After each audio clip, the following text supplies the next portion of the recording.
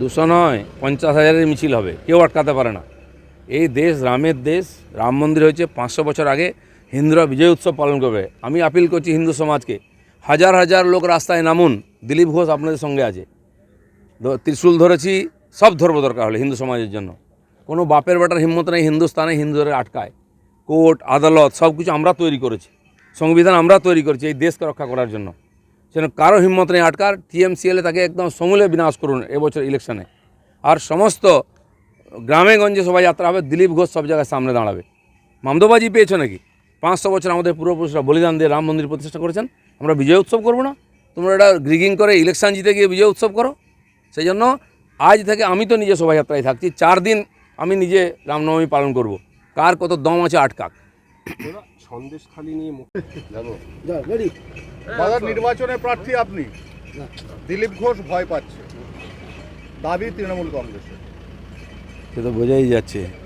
আমি ত্রিশূল ধরলেও মেসোর বাড়ি, আমি কথা বললেও মেসোর বাড়ি। মুশকিল হয়েছে তো, মেসোর বাড়ি যখন ছুটছো কেন? নির্বাচনটা কি মেসো জিতাবে? পাবলিক জেতাবে। নির্বাচনে লোকে পাবলিকের কাছে গিয়ে প্রচার করে, এরা এই অফিস ওই অফিস, এর বাড়ি ওর বাড়ি। দিলীপ ঘোষকে কে ভয় পাচ্ছে পাবলিককে জিজ্ঞেস করুন। প্রচার করতে গিয়ে কখন আপনি তৃণমূলের মঞ্চে চলে যাচ্ছেন, তৃণমূল কর্মীদের বিড়ম্বনায় ফেলছেন। যেমন আপনারা আমার ইন্টারভিউ ছাপলে আপনাদের টিআরপি বাড়ে। টিএমসির অফিসে কেউ আসে না, তার মিটিংয়ে কেউ, দিলীপ ঘোষকে নিয়ে ওদের লোক জোগাড় করতে হচ্ছে, টিআরপি বাড়াতে হচ্ছে। বাহানাগা রেল দুর্ঘটনা থেকে জাজপুর বাস দুর্ঘটনা, প্রত্যেকটা ক্ষেত্রেই দেখা যাচ্ছে পশ্চিমবঙ্গের মানুষ ইনভলভ, কিন্তু পশ্চিমবঙ্গ সরকারের রেসপন্স বা সাড়া অনেক দেরিতে আসছে, এবং ওড়িশা সরকার তারা অনেক প্রম্পটলি সেখানে কাজ করছে। মমতা ব্যানার্জি এবং তার লোকেরা গিয়ে ছবি তুলে খালি ফায়দা নেওয়ার চেষ্টা করেন। দুর্ভাগ্য আমাদের, সারা ভারতবর্ষে যেখানে অ্যাক্সিডেন্ট হোক বাংলার লোক মারা যাবে। বাংলা ছেড়ে লক্ষ লক্ষ মানুষ পেটের জন্য সারা ভারতবর্ষে ঘুরে বেড়াচ্ছে, সবচেয়ে রিস্কি কাজ করছে। আর কোনো ঘটনা হলে সেখানে মারা যাচ্ছে। কাশ্মীর থেকে কন্যাকুমারী, গুজরাট থেকে গুয়াহাটি, যেখানেই হবে বাঙালি সেখানে মারা যাচ্ছে। মালদার প্রচুর ছেলে মারা গেছিল মণিপুরে যখন রেলের ব্রিজ পড়ে গেছিলো। আমরা ভুবনেশ্বর বালেশ্বরে দেখলাম, যেখানে যেখানে হচ্ছে অ্যাক্সিডেন্ট হচ্ছে।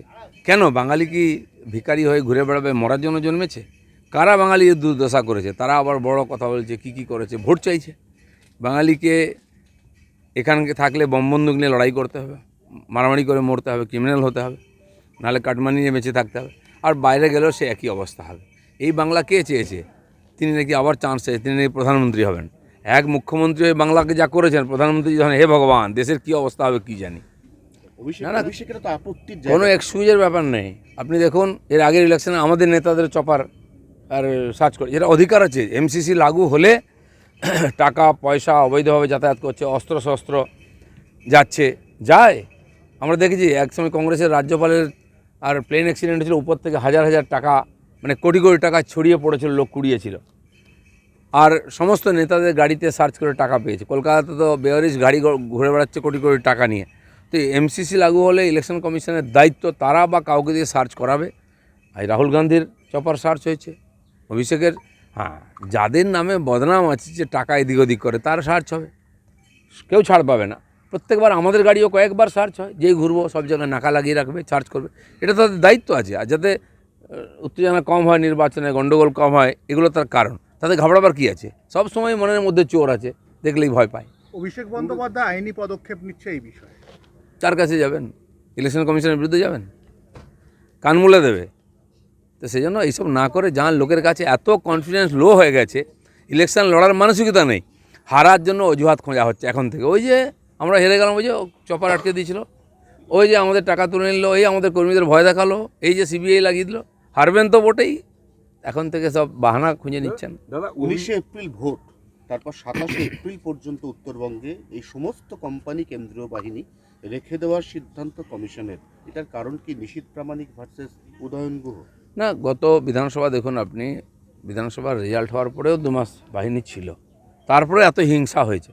পশ্চিমবাংলা ভোট মানে একটা ভূমিকম্প হয়, সমস্ত ক্রিমিনালরা অ্যাক্টিভ হয়ে যায়, অস্ত্র শস্ত্র টাকা পয়সা ক্ষমতাশীল পার্টি সব লাগিয়ে জেতার চেষ্টা করে। এবারও তাই হবে।